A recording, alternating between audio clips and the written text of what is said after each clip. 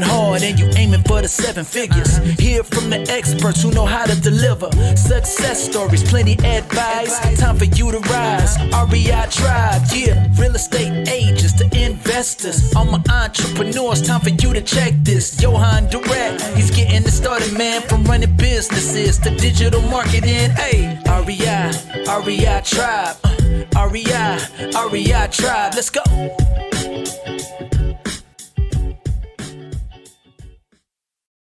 Hey, what's going on, guys? Welcome to this new episode of the REI Tribe podcast. Today, I have a very special guest, Tommy Harr. Tommy, welcome to the show, man. Thank you. I appreciate you having me. Of course. I hope I didn't misspell your name. How do you say it? Tommy. So you're coming from Ohio, right? What part of Ohio are you currently living in? Born and raised in Columbus, Ohio. So I live in Columbus, Ohio now.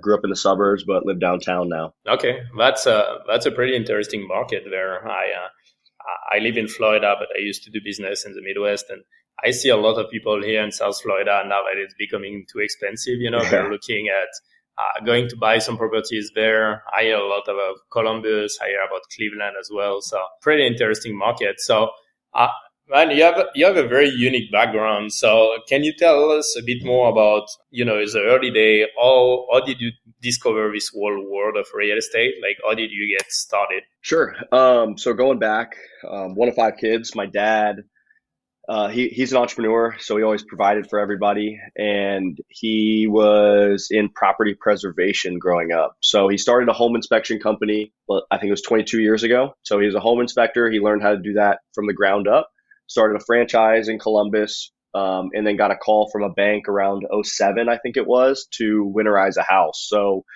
basically what a property preservation company does is when the bank owns the house, somebody has to clean it out, change the locks.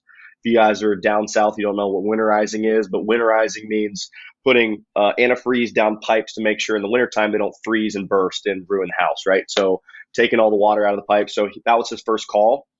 And that turned into a 60 employee business that I was an employee of. So I grew up cleaning houses out that the bank owned, changing the locks, and majority of the time mowing a lot of those lawns. So I always tell people I mowed thousands of lawns from the time I was 12 to 17, from '08 to 2012, 2013. And that was kind of my start in real estate. So I didn't really know much about real estate. I just knew that I could make $10 an hour working for my pops, and real estate was kind of the byproduct. So graduated college in 2017 and became a home inspector. So the property preservation business, we closed the doors on that.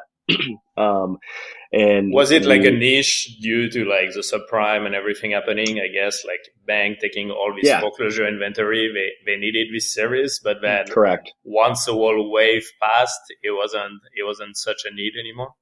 Yeah. So I mean, they were paying as much money as you would as you would bid on it in '08, '09, because there were just so many foreclosures. Yeah. And then as time went on, as people were buying them up and the market started to change back for the good, the banks didn't want to pay anymore. They didn't want, their rules got real stringent on payments. Like before you go mow a lawn, you take 4 pictures, you get paid for it. Come 2013, 2014, you'd have to bring a ruler out before, take a picture of it, then a ruler at the end and go inside. So long story short, the market shrunk. The bank didn't want to pay much anymore, and we closed the doors on that business. So you got to be able to identify when things are good and when things are bad. You got to pivot. So he pivoted back into the home inspection business, which he was still doing. He was doing it on a case by case basis. Whenever he'd get the call, he would go inspect. So I knew nothing about real estate. I knew nothing about houses. I just knew I wanted to help my dad and work with my hands with my dad. So started to learn. I call it the apprentice model of being a home inspector. So as you would hundreds of years ago to be a welder or whatever it is, you just go and you follow that person and you learn.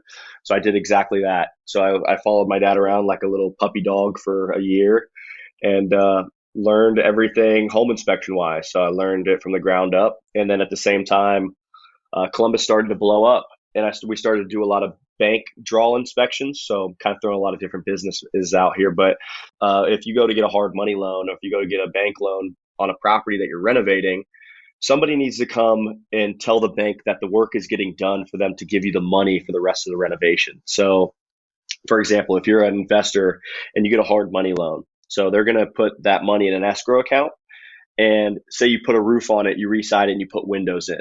The bank is not going to give you that money right away. They're going to have an inspector come out to look to see if it's done and then draw the money out. So I was that inspector, me and my dad. We were inspecting hundreds of them a month. So I was like, man, these lawns that I used to mow when I was 12, 13, 14, 15, these areas that were really bad, people are fixing these houses up. This is kind of crazy. So then started to figure out why people were doing it. It's because they make a shitload of money, you know? So started diving into bigger pockets, started to learn the world of investing. I studied finance in college. So, and I like money. So all that kind of just came together in one big thing. So construction, money, and being in the real estate every day kind of came to a point and started learning how to invest. That's very interesting. And this whole like property preservation business, that's actually something. So you're right on the fact that banks are like very corporate. And so sometimes it kind of like be a little bit tricky to work with them. And yep. I think as a whole, the whole property preservation industry has become very corporate as well. They needed to adapt. But, you know, I used to wholesale nationwide. And so someone suggested one day, hey, you need those boots on the ground to go take those pictures and everything. You know what? Those companies are actually the one already doing it for the bank. So if you get a wholesale deal all across, you know, the country and you need someone to go there, change the locks, take some picture for you, do the whole winterization that you were talking about, those are the guys that you should talk to.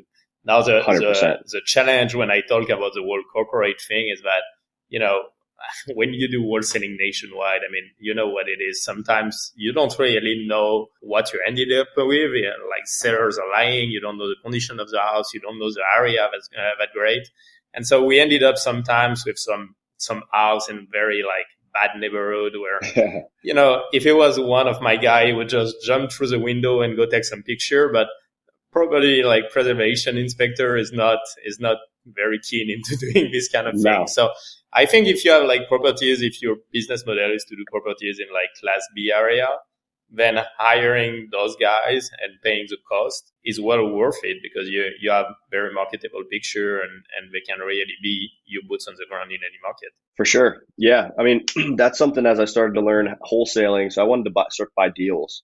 So once I started to learn what it is, what I could do with it, 23, 24 years old, I learned what wholesaling was, and it was and I was obviously hooked because it's the coolest thing in the world, especially if you have no money. So I had no money. I was living in my parents' basement still. So trying to figure out how to make money. But I also wanted to buy deals too. So I knew I fell in love with rental property. I fell in love with flipping. Like any way I could get into real estate, I wanted to do it.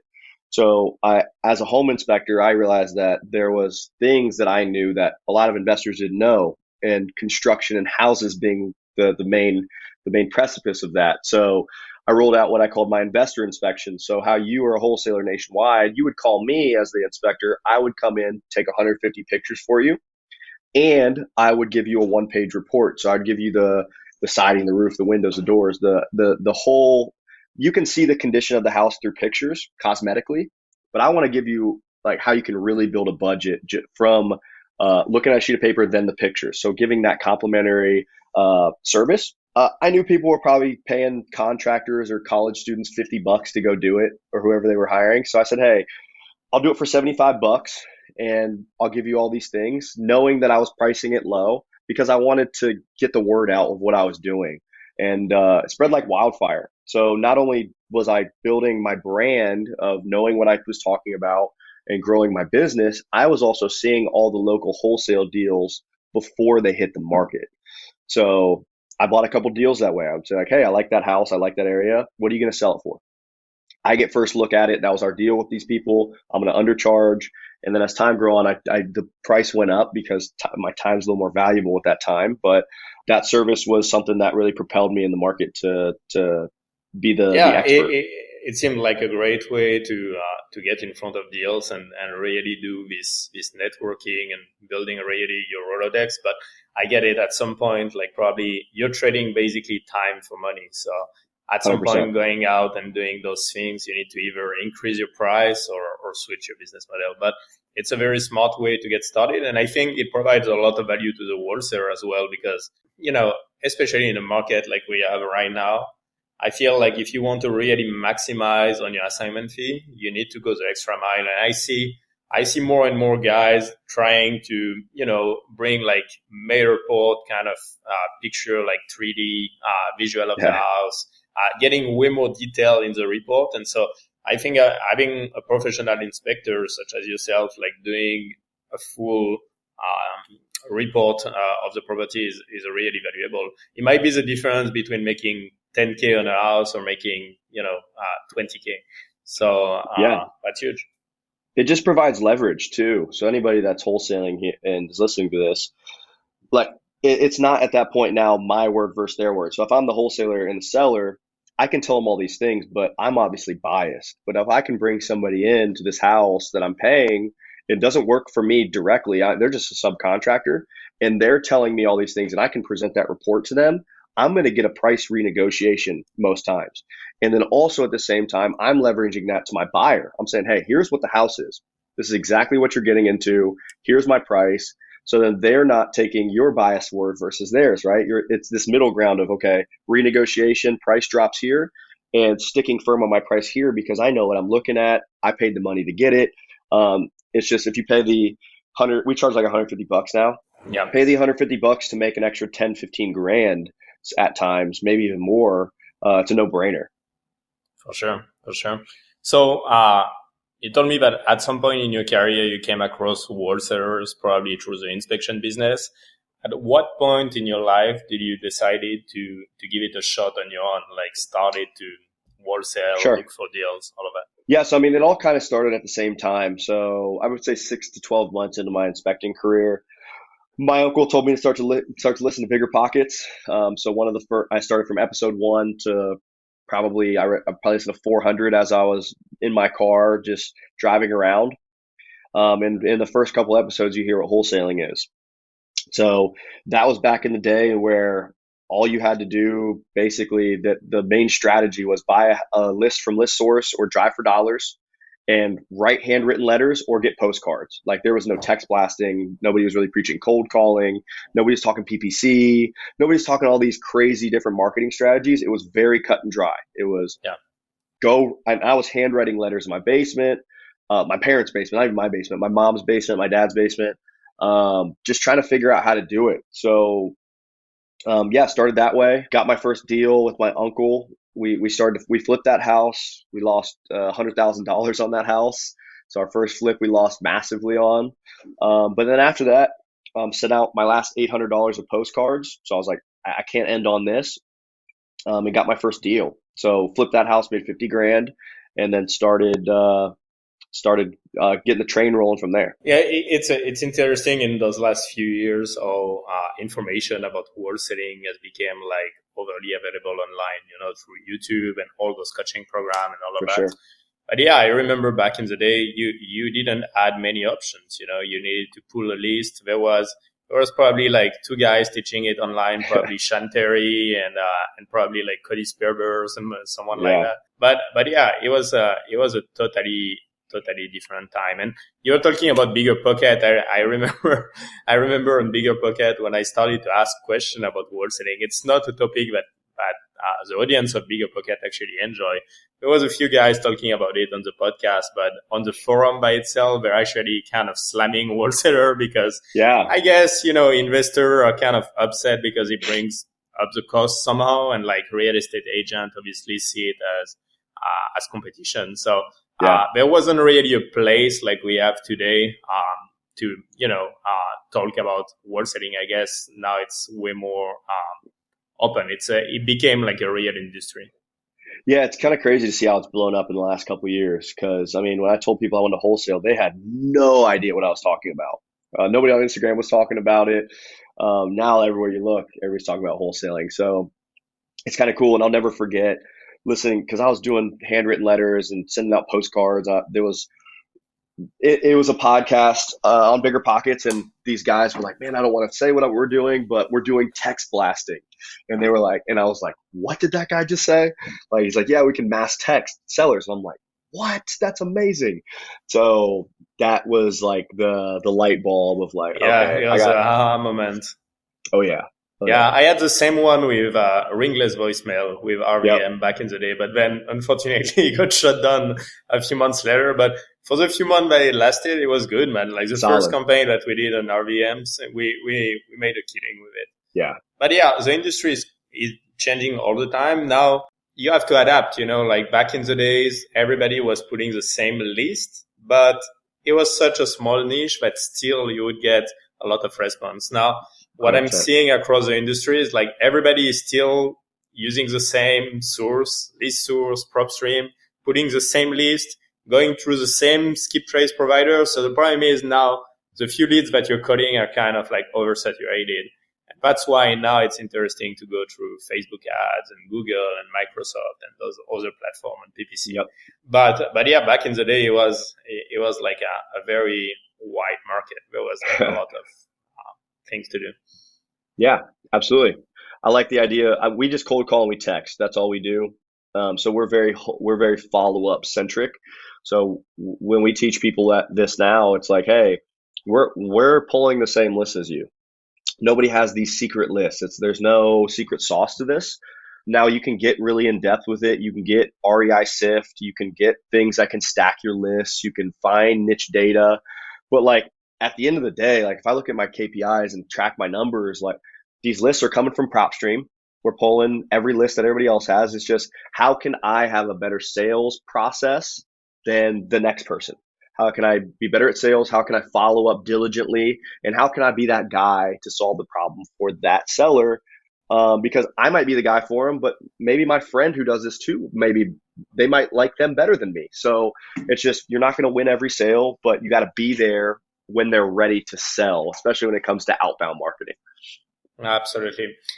Follow-up is really key. And I think that's actually where most people fail, like most leads get untouched or they get touched like one or two times when in reality, especially on leads from texting and cold calling, you need 8-10 touches to really start to get some traction at least. Yeah. And some leads, you're going to close them like a year or 2 years later. So those are the best. that's really, yeah. It takes a very long time. And I came across these stats more like for the inbound side, but I came across those stats.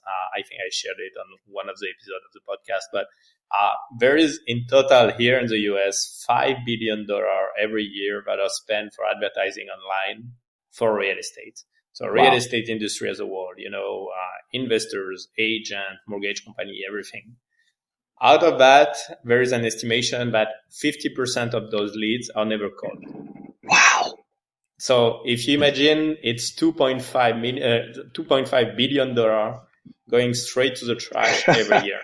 It's That's insane. Crazy. And it's something that I know firsthand. Like we build an entire, in my marketing company, we build an entire conversion system for our clients just to be able to watch over their shoulder and be like, hey, call this lead, because we're generating leads and no one was calling them. So it's really, follow-up is really key. Yeah, everybody, I mean, there's always, everything's theory until it's not, right? So everybody's like, hey, go pay for marketing, go do this, go generate leads. But I remember when I was starting out, I was scared as shit to even call the people.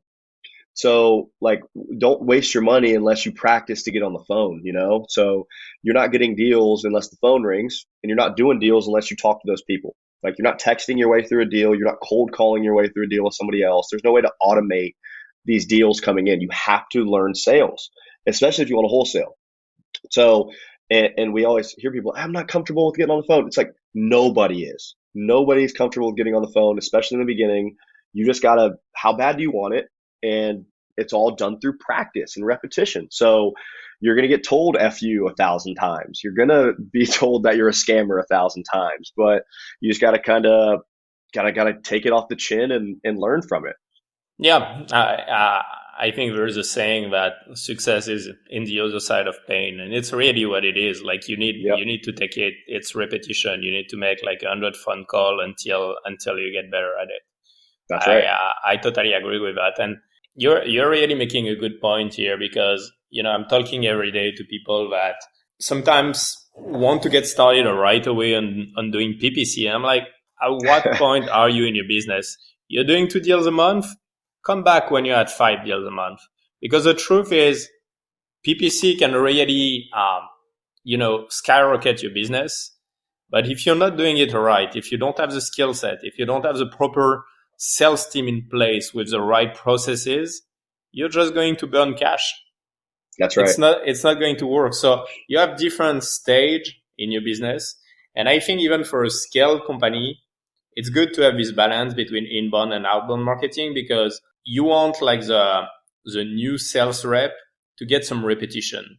And I think cold calling leads are perfect for that, because I would not consider them as hot leads. They're more like a warm lead, but they're perfect for repetition, because all day long you can be on the phone, you can have some conversation and get better at these skills. So everything is about this balance, I think. For sure. Yeah, I mean, like you said, texting cold call leads, you can let those sit in your CRM for a day if you need. Like those can sit there and you can call them when you get the time. And that's great for repetition. They're not going to be the ones dying to sell their house. They're getting thousands of these a month, right? So, but if you're paying for PPC, if you don't have the bandwidth to answer that phone, somebody on your team, when that phone rings, you're throwing away money and they're going to call the next person. They're just going down the list. They're motivated. So you got to figure out, and I always try to tell people this, like, what's your time look like? Are you dedicated? Are you full-time in this? Are you able to answer your phone all the time?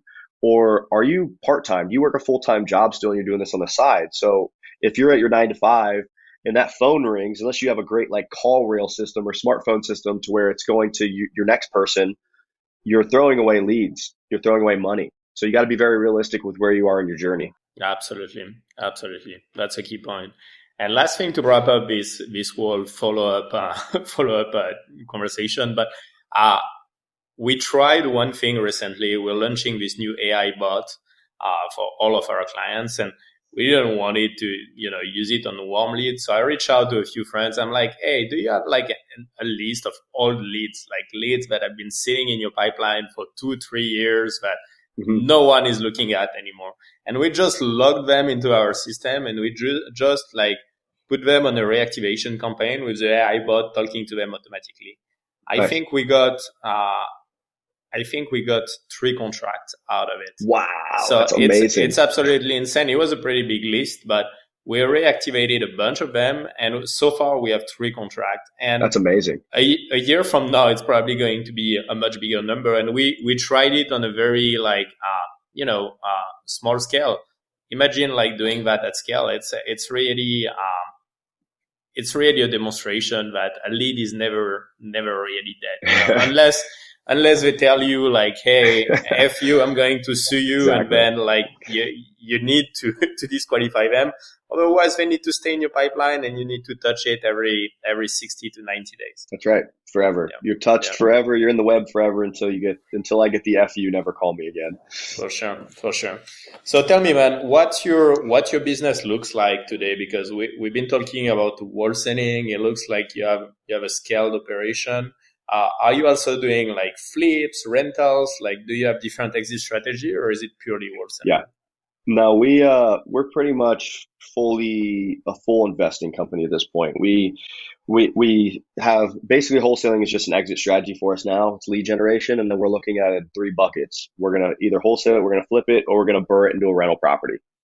So we're doing at this point anywhere from 10 to 15 flips at a time, and we're trying to grow that right now. And then we own probably 65, 70 rental units, and we manage them all in-house. So we're vertically integrated, and we own everything. We have a property management business. We don't manage for other people yet, but we manage our own full-time maintenance staff, project manager. We pretty much GC and sub everything out. So we don't have I wouldn't call it a construction company because I don't really want that extra headache.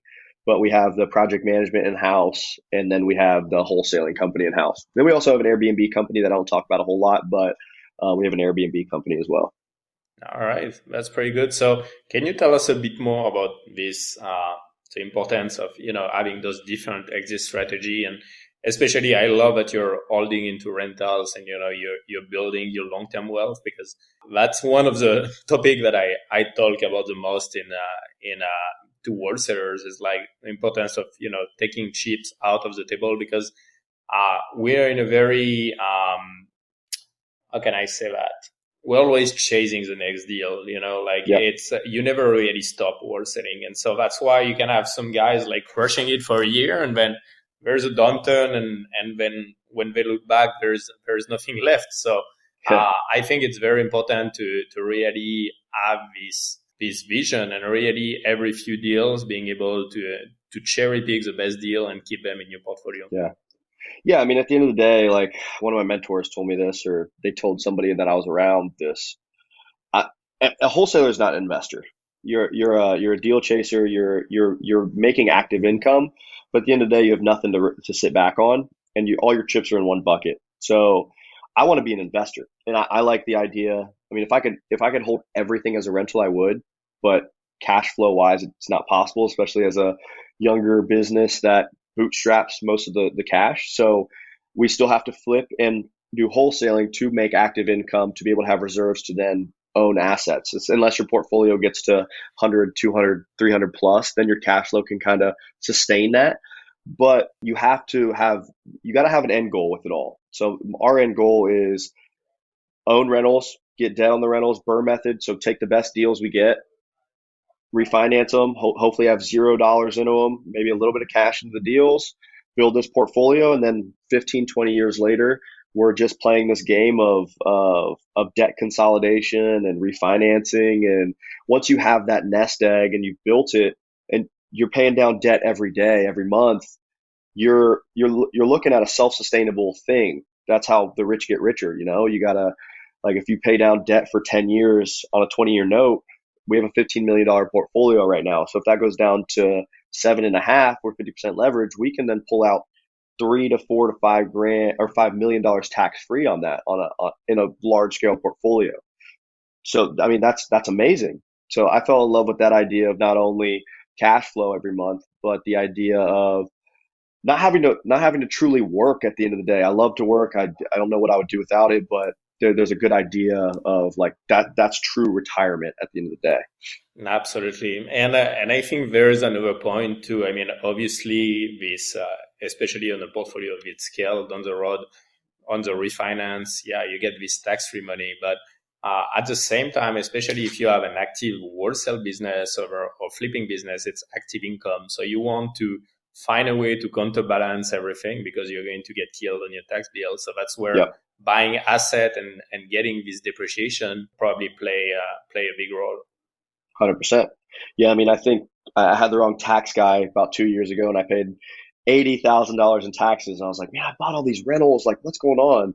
So getting paying for the right tax person is super important too when you start to build, because not only should they be doing your taxes, you need tax strategy. So they need to tell you, hey, like, you're about to pay a large lump sum as a wholesaler. You should probably take that amazing deal you just sold, made 50 grand on, maybe take $0 today, $300 of cash flow. Because you tell somebody that's young and don't understand, like, why would I take $300 a month versus 50 grand today? That's asinine.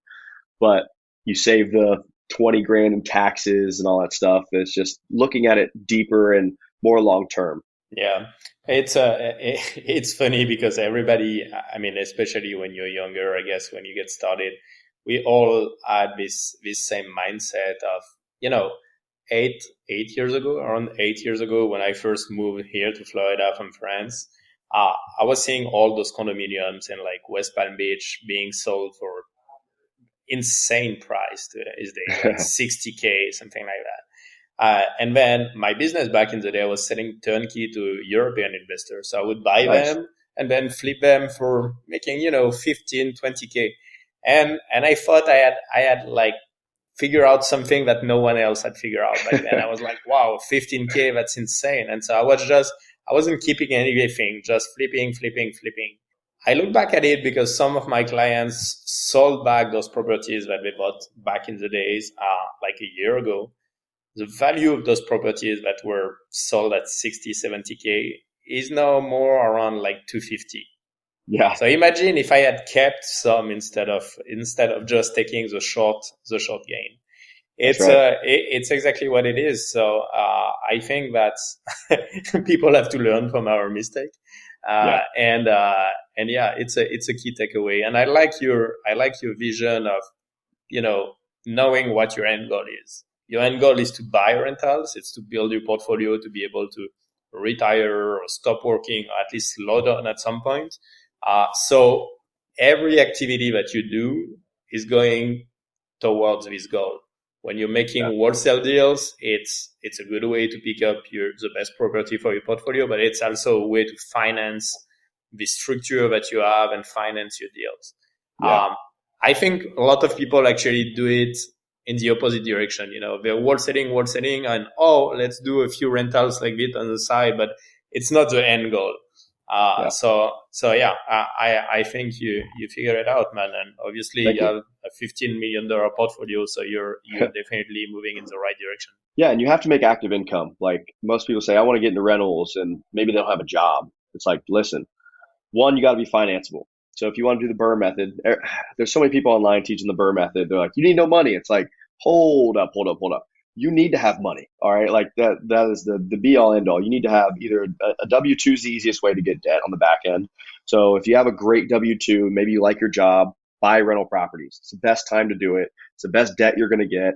But if you're a full-time real estate investor, you have to flip and do rental prop or not rental prop, flip and wholesale in order to sustain a portfolio and until you scale it to the hundreds of units. Because like I said before, you're working for $300 of cash flow. A furnace costs 3,000, 4,000, maybe plus in whatever market you're in. That's a whole year of cash flow right there if that goes out. That's not even talking about a rental turn. So the rentals is it depends. If you're full time, you have to scale it if you want to live off of it, or you can have a very good cash flowing business, whether that's rentals, whether that's a service business or not rental, wholesaling, flipping, maybe like a HVAC business, a home inspection business, something that you can make a lot of daily cash Yeah. and dump into those for the long term gains that you can have on them. Yeah, that's a very good point, because when I hear people, like I see a lot of people leveraging themselves to the point that they would buy anything that cash flow at least $200 a month. And it's exactly what you say. Like a turn on a house is easily going to cost you 4 or 5,000. At A least. furnace, hot water tank, like anything can swallow your cash flow just like this. So I think the appreciation is there. I think the depreciation is a key point. I think in an appreciating market like we've been experiencing, obviously you can refi every 2 or 3 years and pull a massive amount of cash. But yeah, if you just count, and I think a lot of people count on the cash flow to really have this passive income coming in and stop working on something, it's not going to happen. I don't know what's your take on. I see more and more people actually paying off some of the houses in their portfolio to have an increase in cash flow, because all of a sudden, like, you might have 1,000, 2,000 coming in per property. Sure. So what's your take on this? Are you more like at putting any equity in your portfolio to then buy some more? Or would you pay off some properties to have an increase in cash flow? Yeah. So, I mean, I'm still young. I'm 29. Been doing this for 6 years, 7 years maybe. I like leverage.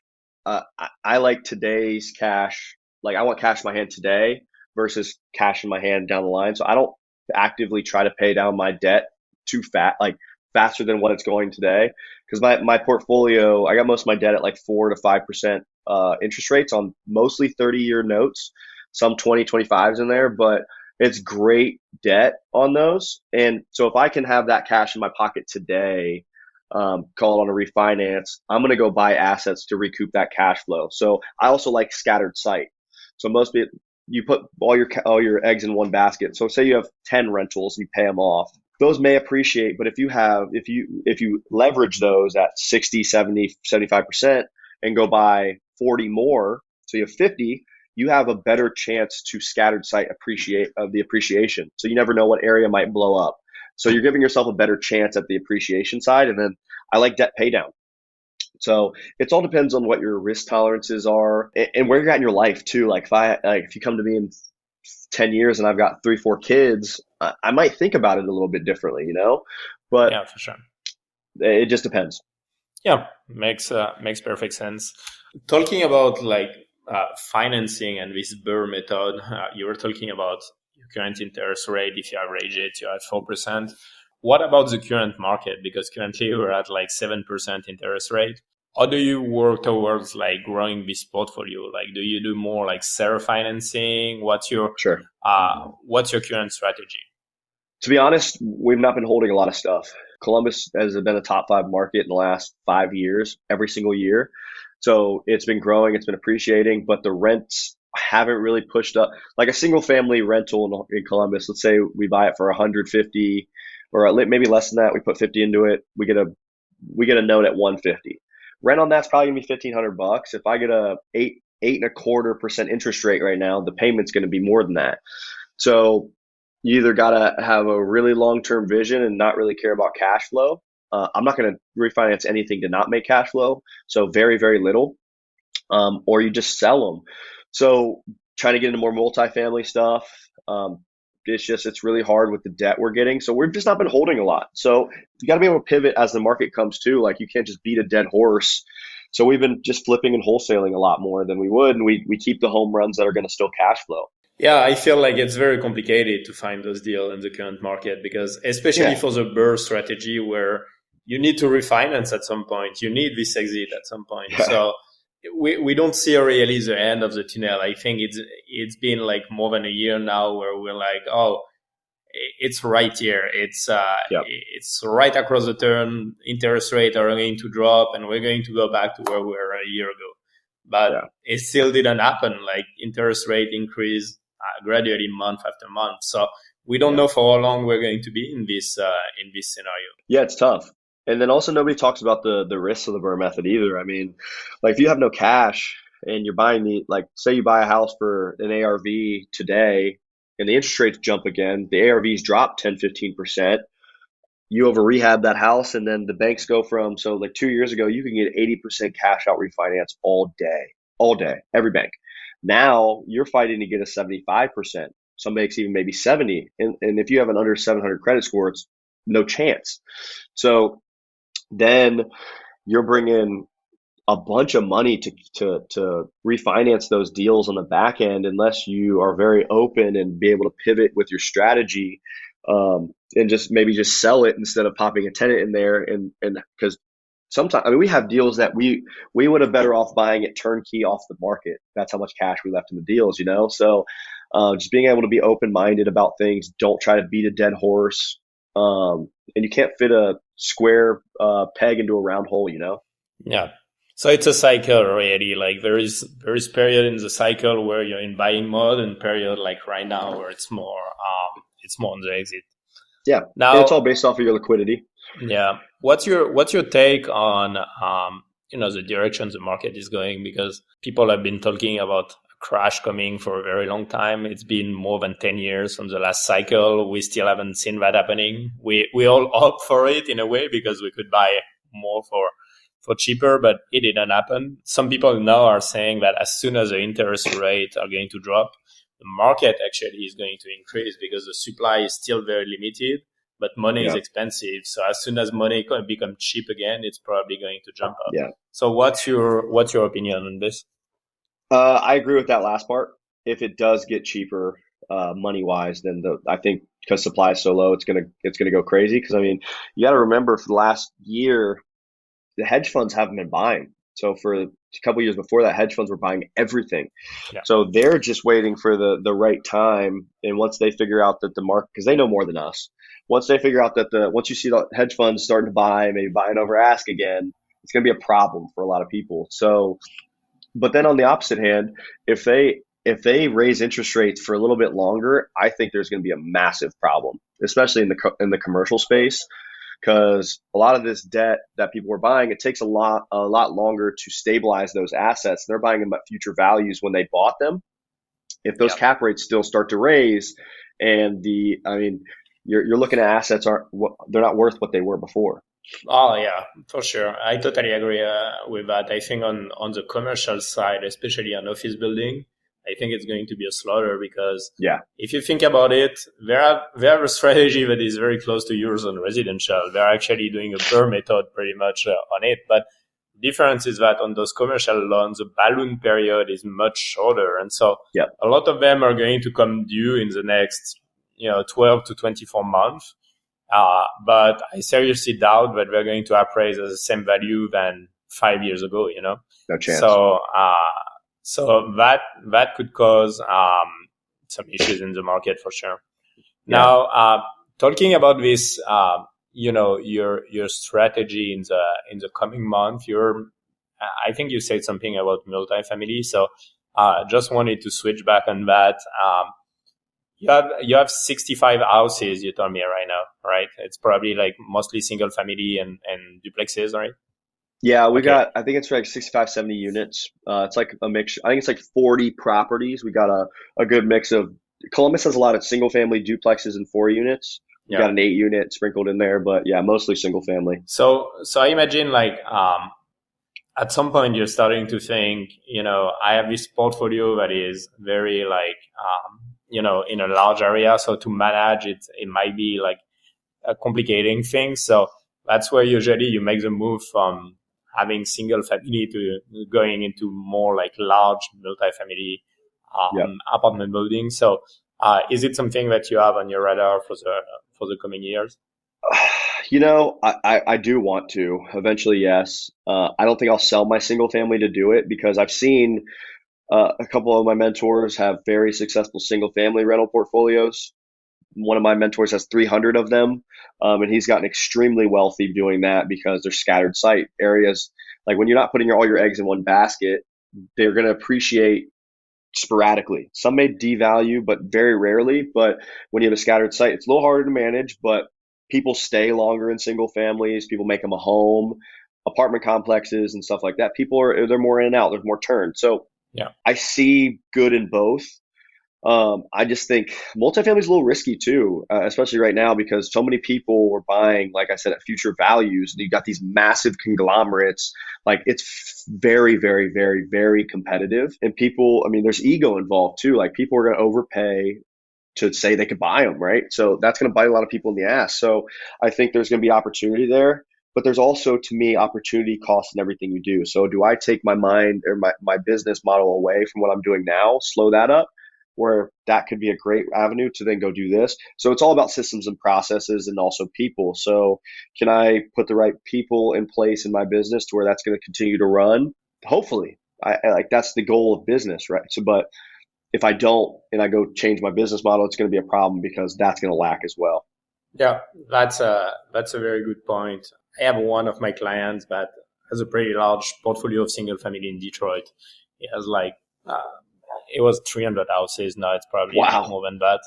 And he tried to do multifamily. He tried to do like everybody does, at some point, like, hey, instead of growing that by 50 houses every year, why don't I buy this 100 doors apartment building? He bought one, he sold it 6 months later at a loss, and he told me never again. Just because it's exactly what you say. Once you build a machine that works, you systemize really your process, how to manage it, and everything is really works like an assembly chain. Yep. Why would you break this model? Because apartments, even though it's still residential, it's completely different. And I've seen that at my level. I had like a large portfolio of single family houses. And when I started buying small size apartment building, like 20 to 30 doors, it's completely different. You have one tenant that can mess up the entire building. It's a completely different animal. So I think the scale is there. I think for the one raising private money and wanting to go into, syndication and this kind of thing, it makes sense. Now, should you do that if you have a business model that currently works? It might be a distraction. Like everybody has different strategies. Yeah, I think a lot of it has to do with ego. You go to these networking events, masterminds, and it's all about how many units do you own, you know? And nobody talks about the dilution of those units either. So the people that own 1,000, 2,000, 5,000, majority of those people own 10% of those portfolios, right? So Exactly. while that's great, like what's your exit on that? Like, do you have the say when you get paid out on that? No, you don't. At any time, if I own my portfolio, I can go sell unless I'm in some crazy prepayment penalty on these loans. I can go sell this shit. Like I can go skate off I can go live in the Bahamas, like whatever you want to do, right? But if you're in a conglomerate and a syndication, whatever it may be, makes it a lot harder. Absolutely. It's a very good point, and you're right. There is this ego part, and we see more and more of the syndication, but they own a very small piece of the pie, but Yeah, advertise those 1,000 units. It's a good business model too, but personally, I would rather own 100 unit that I fully own than for sure. having a small piece of this very large pie. We talk about the rental. We talk about the wholesaling. Now, I believe you have a community that you started or a coaching program. Can you Yeah. tell us a little bit more about that? Yeah, so we started what's called the Real Side of Real Estate community. So uh, I've started to grow on Instagram, and at the end of my videos, I just started kind of saying, and that's the real side of real estate. So I like to teach about things that are gonna move the needle in real estate. So one being construction. So I started to learn over time like I come from a home inspection background. It's pretty blue collar. Most people don't talk about the actual house itself, and most people don't share losses. Most people don't share hardships. So it started to grow into this thing of like, okay, there's a need in the market for people that are telling the truth, giving real actual knowledge and theory, but also not giving the nuts and bolts of it as well. So there are a lot of people on the internet saying, well, you go and you raise up 200 grand from a private money lender and you go and you fix it up and then you sell it for this. It's like, wait, hold up. There's 10 steps that you just missed during that. Like you can't just raise money out of nowhere. Like how do you build those relationships? How do you actually know how to run your numbers on the construction? How do you manage the construction? How do you do the construction? So that's kind of where it all came to. And then also wholesaling. Not a lot of like we don't like to throw around BS theory. We're like teaching how like sales. Like if you join my program, the first thing we tell you is like, hey, we're not going to give you the golden list. We're not going to give you there's no golden ticket here. It's hard work. So if you're not in on that, don't join the community. But if you do join the community, right now I think we're sitting at right around 100 people that are in the community. It's growing across the country, and people are learning how to actually do the business. So we're teaching right now wholesaling and flipping. The burr method is going to come a little bit down the line, but trying to really focus on how we can grow and people to change their lives through not only meeting other people. Community is a huge part of real estate investing, and then giving really good knowledge and backing on the backside. That's very good, man. And obviously, once again, like the portfolio that you build in a few years, it's pretty impressive. So you already know the blueprint. You probably already went through all the trials and error because, as you say, it's not only sunshine and rainbows. It's there's ups and downs to this game. So it's I love that you talk about the failure as well, and I'm sure you provide a lot of value to this community. And by the way, if you ever need me to, share some value about ads or how to do this For whole sure. inbound marketing, I'm very happy to, give all the secret. I'm not holding on anything. I would love that. Yeah. So, can you tell me a bit more about what your company looks like today as far as, the team? You told me you have the property management in-house. Construction, you still subcontracted, but you have, I imagine, the wholesale business, acquisition part, disposition, and then property management. So walk me through a little bit of the team structure. So wholesaling. So the whole business now, I have a 50-50 partner. So his name's Andy. He's in every business. So the wholesaling company, we have two full-time acquisitions, one sales manager, one acquisition full-time, and then the underlying part of that business is virtual assistants. So we have 5 cold callers. We have one VA that does our marketing as far as texting goes. So pulls the list and then sends it out to texting, and they manage the texting service. And then we have another lead manager VA. So 7 VAs, but we manage the 2 in-house. They're part of our team. The 5 Okay. cold callers are hired out.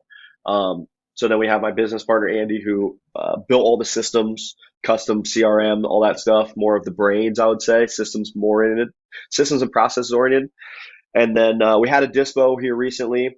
We've been JVing with another person for dispo here lately, but we're going to bring that back in-house here soon. I was doing a lot of that stuff, but just don't really have the time anymore. So that's going to be pretty much our wholesaling company there. And we have a TC full time. She's our office manager. So she does transaction coordination. She also works a lot in the other businesses too. She kind of she oversees everything. Our flipping company is me. So I'm bringing in deals. I'm sourcing the private money. I have a full time project manager. And then 2, I would call them intern runners that are taking pictures of all the houses and making sure materials are getting ran. And then we have 3 contractors that work with us full time that have small crews. So they can do 2 projects or so at a time.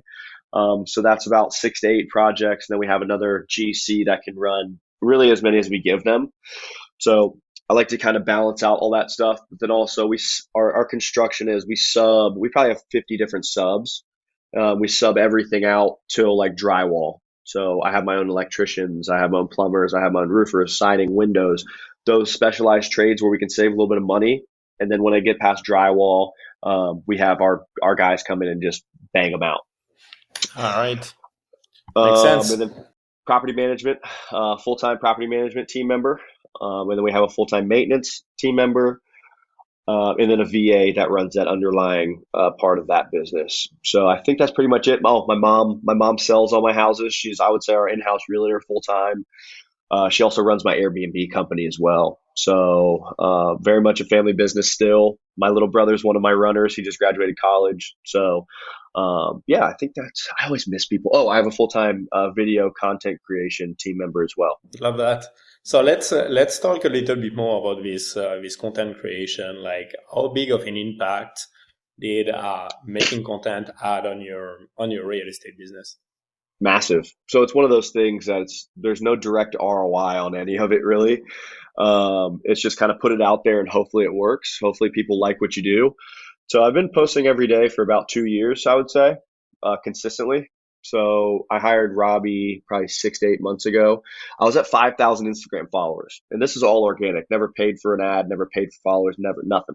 So we're at 91,000, I think, today on Instagram, probably 50,000 on TikTok. So it's growing exponentially. But it's a lot of those. It's one, a cost that sometimes in the beginning it's not going to feel like it's doing much, but it's brand recognition is everything. The deals that we've gotten, I can talk about this deal we got from Instagram here in a minute if you want. So deals are massive. Private money and raising capital is insane. I have people lend me money that I've never met in my life. They met me through Instagram.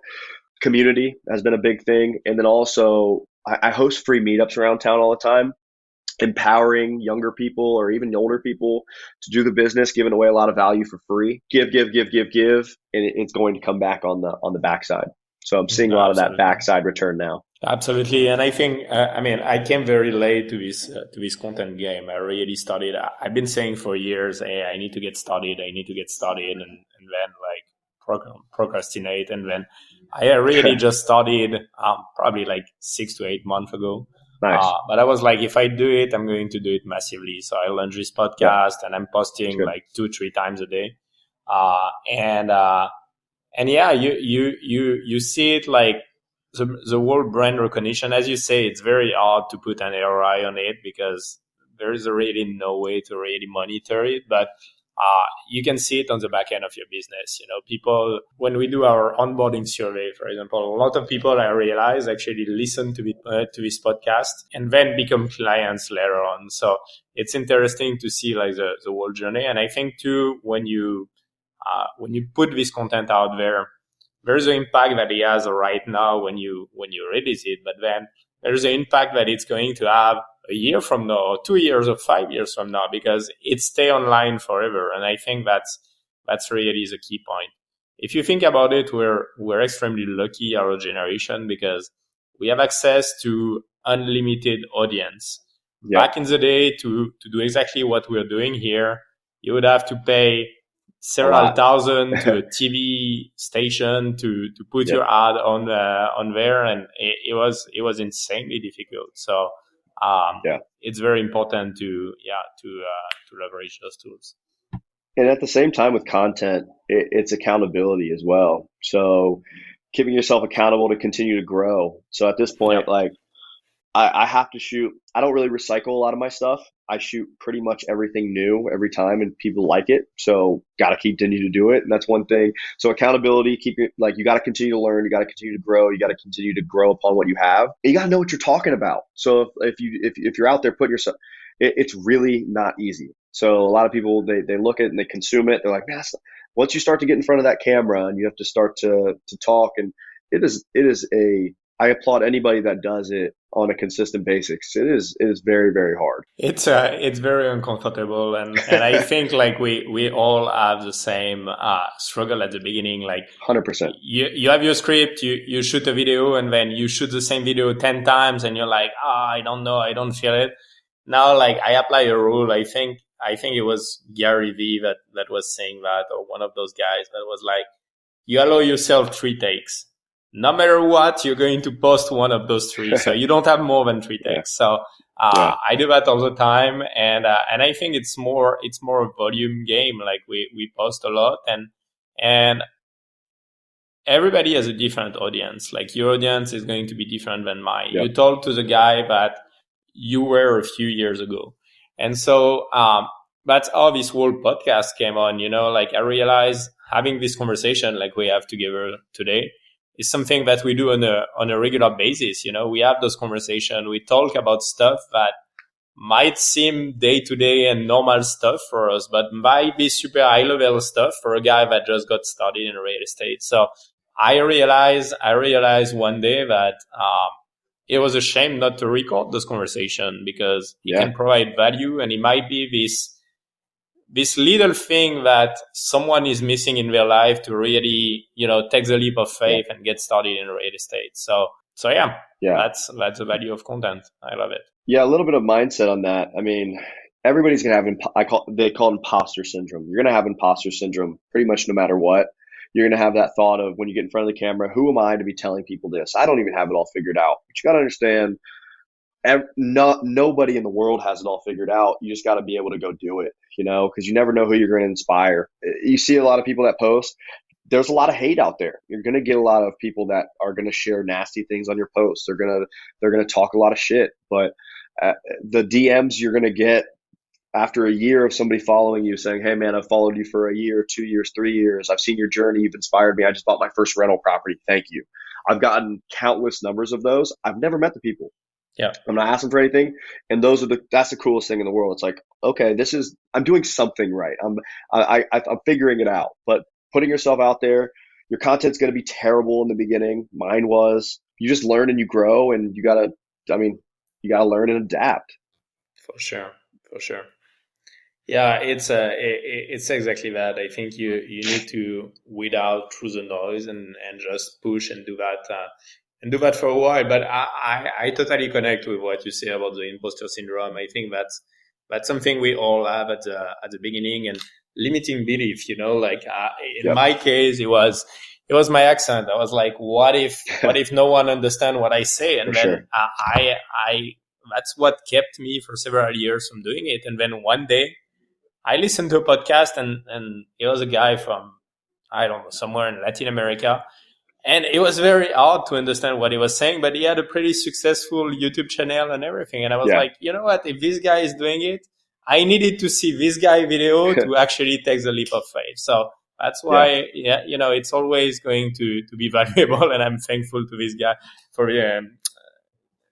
to this day. But it's really what it is. And same thing for this imposter syndrome. I was talking with someone a few days ago that has been very successful at doing flips here in South Florida. He had done like a few hundred flips, and still he felt like he didn't add enough value to provide to an audience. And I was like, there is some guys that are doing their first deal and are providing value, because once again, you're talking to the person you were 3, 4, 5 years ago. The guy getting started and documenting his journey is going to provide some value that is totally different than the value that you and me are going to provide. So For sure. just need to do it. Yep. Just got to do it. Yeah. And absolutely. not everybody's going to like you. So you just gotta keep on keeping on. For sure.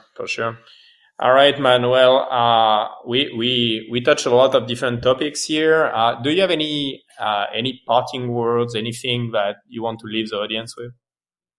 Yeah, man. I mean, it's kind of just the brand that we've created is real estate. It's worth it. Is it going to be easy on that path? Absolutely not. So if you want to be the operator of a real estate business, you want to grow, you want to build, be ready for some tough days. Be ready for stuff to not go your way. You got to be able to roll with the punches. You got to have thick skin, especially if you want to throw social media in there. So make sure you surround yourself with people that have similar mindsets and are going through things that you're going through as well. Because whether it's a business partner, a mastermind group, something, a community, to where you can be in the same mindset as those people. Because if you're doing this thing alone, you're kind of crazy. I mean, this is a crazy business to be in alone. So join a program, get around people in your area that can help you out, be in the same mindset, and just know it's worth it long term. So own some assets long term, but hustle, get some active income on the way in, and continue to inspire people and share your story. So it's pretty much all I got. I'm pretty laid back Midwest dude. So if you guys need anything from me, I respond to everybody on my DMs, never too big, never too small to help out. So it's Tommy Harr 05 on Instagram. It's where I do majority of my content. Would love to help you out in your journey however I can. I'm an open book. All right. Sounds good. Well, man, thank you. Thank you so much for jumping in today and providing value to everybody here. I will link up all your social media and the link to your program as well in the description below, so people Cool. can follow you and reach out to you directly. Awesome. Well, I appreciate everybody's time. Thanks for listening. Thank you. Have a good one. Bye. And hard and you aiming for the 7 figures. Hear from the experts who know how to deliver. Success stories, plenty advice. Time for you to rise. REI Tribe, yeah. Real estate agents to investors. All my entrepreneurs, time for you to check this. Yoann Dorat, he's getting it started, man. From running businesses to digital marketing. Hey, REI Tribe. REI Tribe. Let's go.